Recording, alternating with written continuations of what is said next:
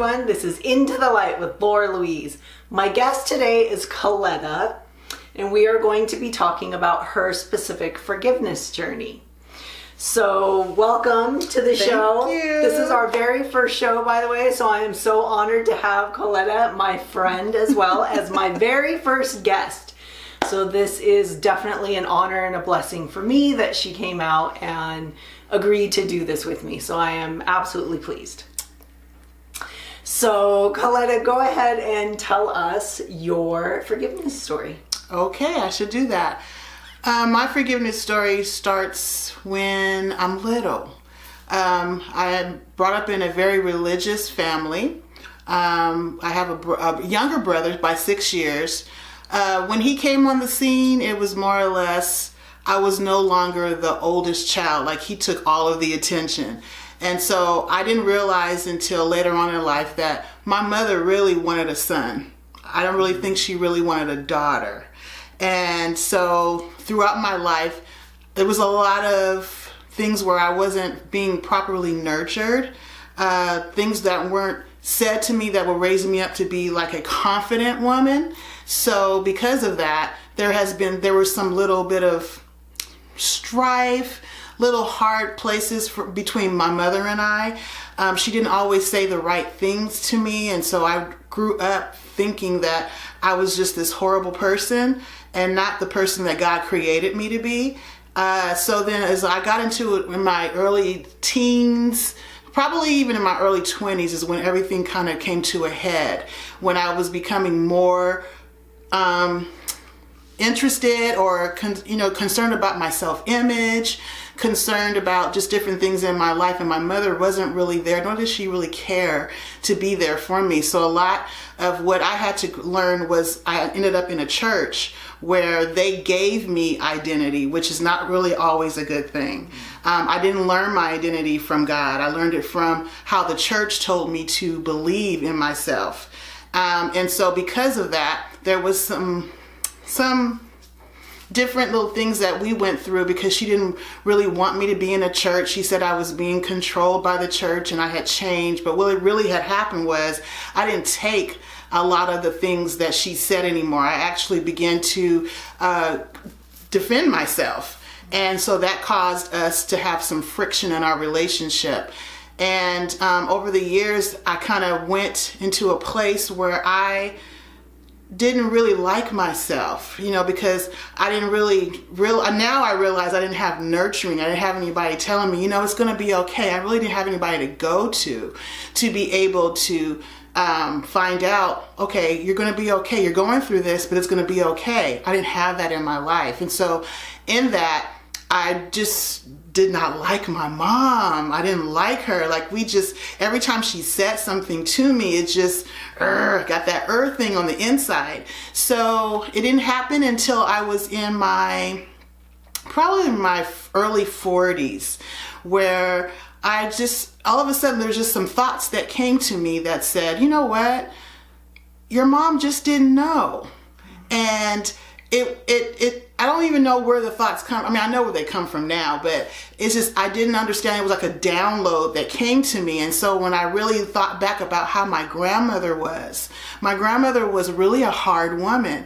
And so to be able to be brought up under her mothering, there's some tools that my mom just didn't have. And my expectations of her were a lot higher than she was capable of going. And because of that, I had to cut her some slack, and when I realized that, even with my own life, I don't think that I did that to my son, but you just don't know, but one of the things is that I realized that, I can't expect something from someone that they don't have it. And one of her things of not having is the nurturing aspect of it. She didn't know how to nurture. Why? Because she wasn't nurtured. Mm-hmm. And so I let her off of that hook. I had to let her off that hook, because if you don't know, you can't do. And there's a phrase that people say, if you know better, you'll do better. And it's so true. There's things in my life that I didn't know at 20 and 30 and 40 years old, but I do know now, and I've shifted the way I do things because of my understanding.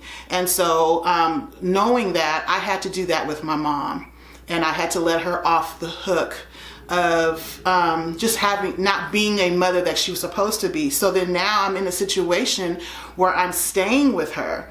And so when you're separate from someone, it's easy to say, oh, I forgive them, I'm going with my life. You can talk to them on the phone. But when you're living with them, that's another level. Mm-hmm. So I learned so when I moved in with her, I realized that, okay, all I got to do is just stay away. Just do my thing. She can do her thing. There's not going to be any friction. But then it was more or less, you're not walking in forgiveness. You're just avoiding. That's not forgiveness. And so I said, okay, so what is forgiveness then? But you have to engage the person. You have to be able to talk to the person, because that very thing that's keeping you separate is still unforgiveness.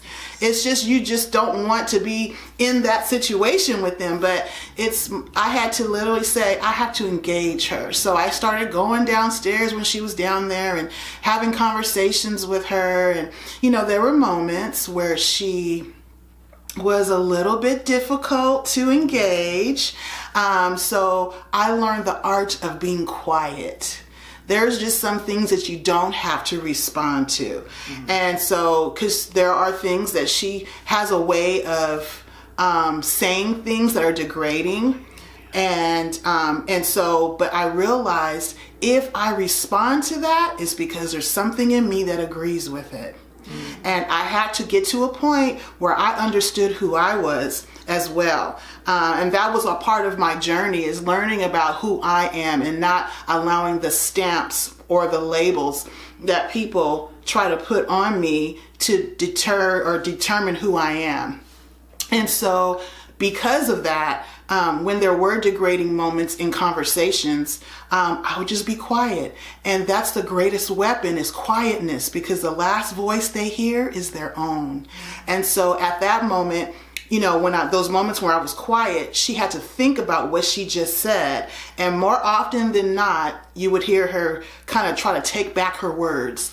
Like, well, I didn't really mean it like that. Or, well, what I was really trying to say is because the quietness caused her to be able to think about what she just said. If I had just went back at her, and tried to defend myself, she would have never understood or heard what she had said. Mm-hmm. So these days, I'm good. And I'm in the same house with her.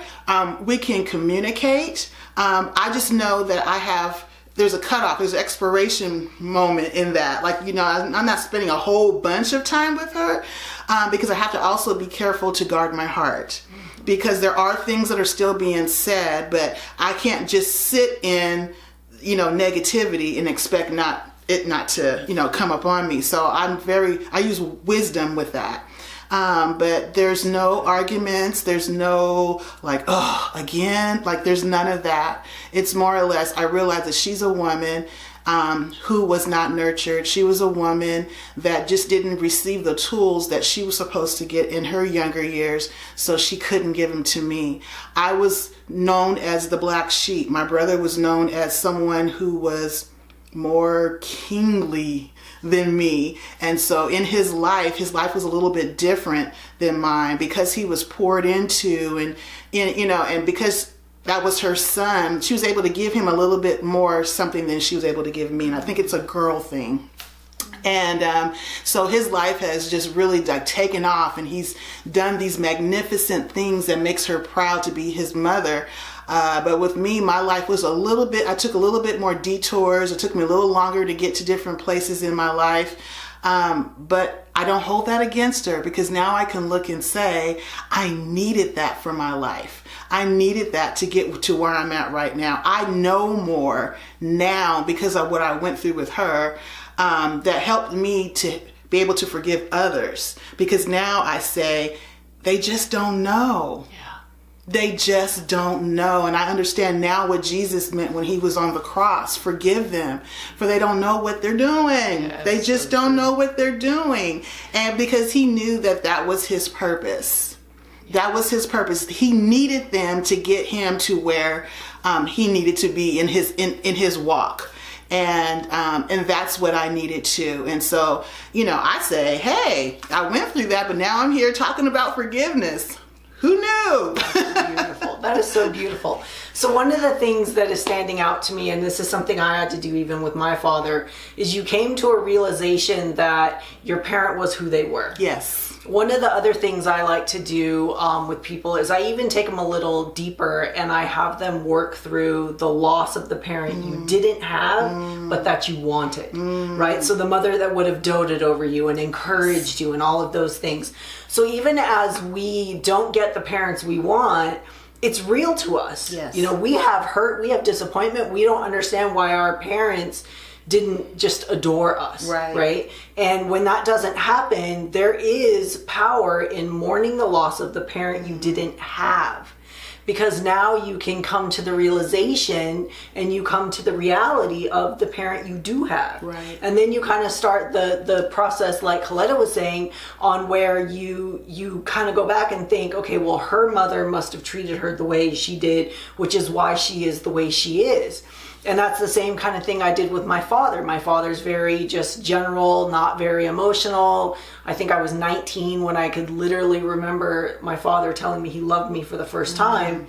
So for some of us that have that generation of parents, it was very challenging to be raised where if you had food on the table and a roof over your head, that was how our parents told us we loved them. Right. Of course I love you. Are you not eating every day? Do you have clothes on your back? Yes. Then what are you belly aching about? Yes. Right? And we're like, oh, you didn't tell me you loved me. Right. And so that hurts and we carry that.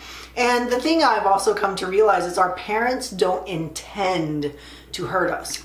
They are simply being who they are. They're being the best that they can be. And one of the things I realize is I wasn't the best parent to my son. So now that I have a child and I can look back and I can say, okay, well, my parents made mistakes. Put it to today, guess what? I've made mistakes too. And do I want my child to feel the way I felt about my parents? Right. No, I do not. So I have to extend grace. I have to come to the realization of what reality is, mourn the loss of the parent I didn't have. And, I'm a woman of faith, so is Cholette. So for me, a big part of my journey was walking with God, because it took me 2 solid years from the first time God kind of pricked me and said, you need to resolve this with your dad. Whoa, you would have thought, somebody threw water on me and called me curses or something. I was like, I'm not doing that. Wow. 2 years, God just kept, okay, we're going to get you. It kept molding me. And finally, one day, I'll never forget it. I was just kind of in prayer, asking God for, certain things, for wisdom and knowledge and better life and all that. And I just felt in my spirit him say that'll all start to happen when you forgive your father. Wow. And so I just took this big sigh and said, I know. And so I called my dad and I started my own forgiveness journey. But so tell me how you feel today on the other side of kind of, going through that unforgiveness, God working in your heart to work through it. How has that changed your relationship today with your mother? It's changed it tremendously because now we can be in the same room. And it used to be where we could not be in the same room. And it makes me more clear-headed because one of the things that I realized is that I was so burdened down with a lot of stuff because I was blaming her for things that I didn't get from her. And so when I released her and the lack of stuff that I didn't receive, it's just so freeing. Like, it's freeing. And I'm like, why did I not know this before? But it was for now. And so now in the house, it's good.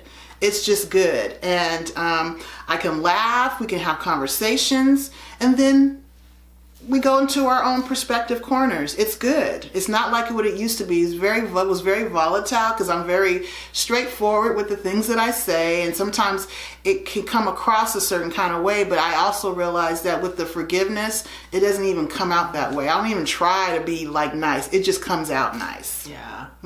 How do you think, since you've kind of gone through this forgiveness journey, is it easier for you to forgive when you realize something's, we call these things triggers, right? When all of a sudden you're angry at something, whether somebody's not taking your time seriously or whatever it is, right? So there's a trigger that happens, which we all know is the root of some kind of unforgiveness in ourselves. Right. Because when we're whole and complete and we forgive and we're in love, there aren't those triggers, right? So there's always an opportunity if you get irritated or you get emotional about something, there's an opportunity within to work through forgiveness.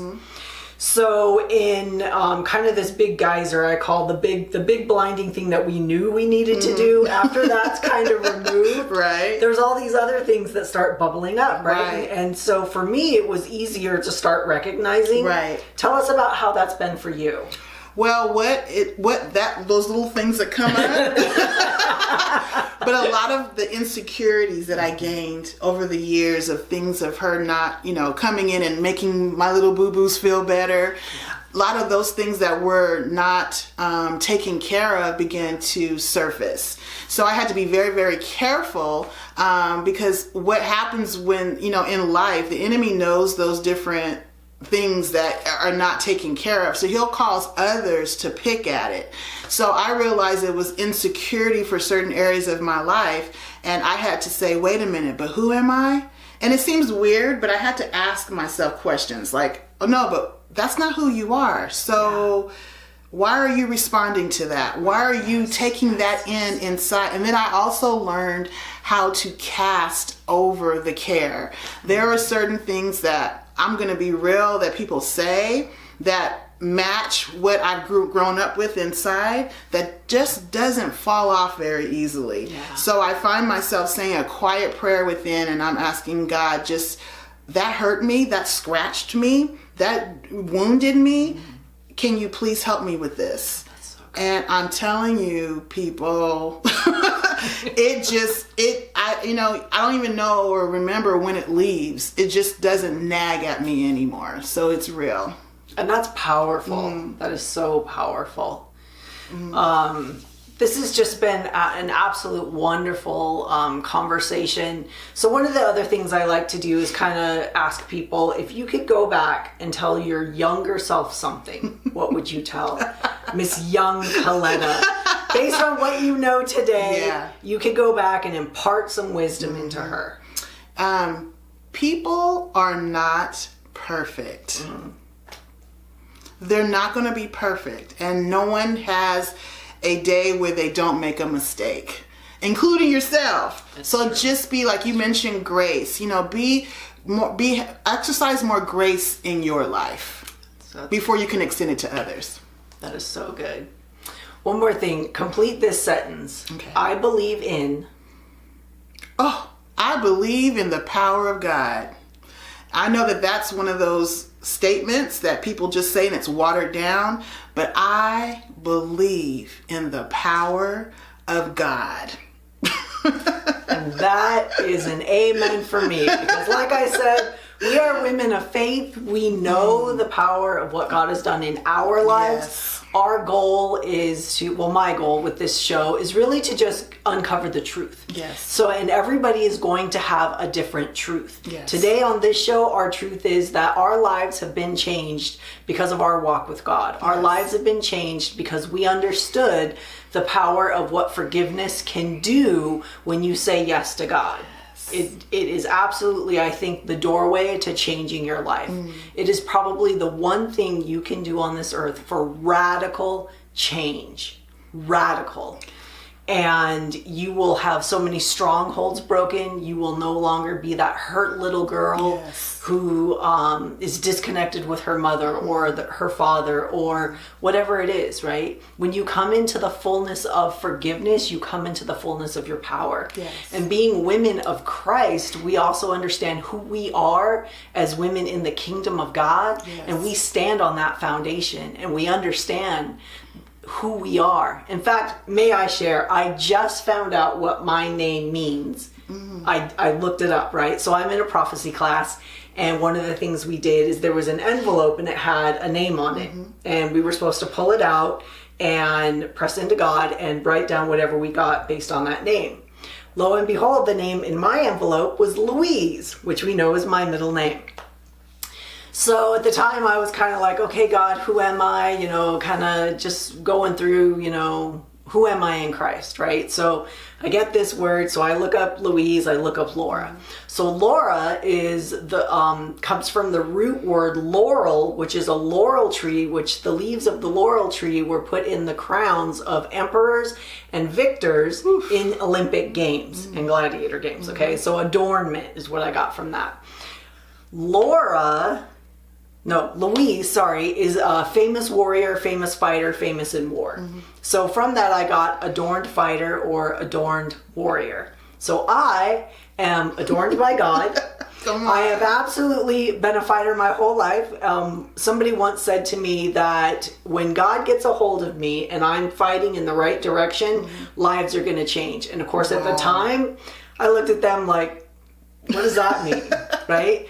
But now that I'm sitting on the other side of it, kind of like what you were talking about, it is absolutely magical what I'm learning about who I am and my calling, and the fact that I am charging forward, trying to help break down the walls of unforgiveness and shedding the light on what forgiveness can do in people's lives. Yes. Love, right? love. So do you have a story of what your name or who you are in Christ? Like, what do you stand on for your foundation?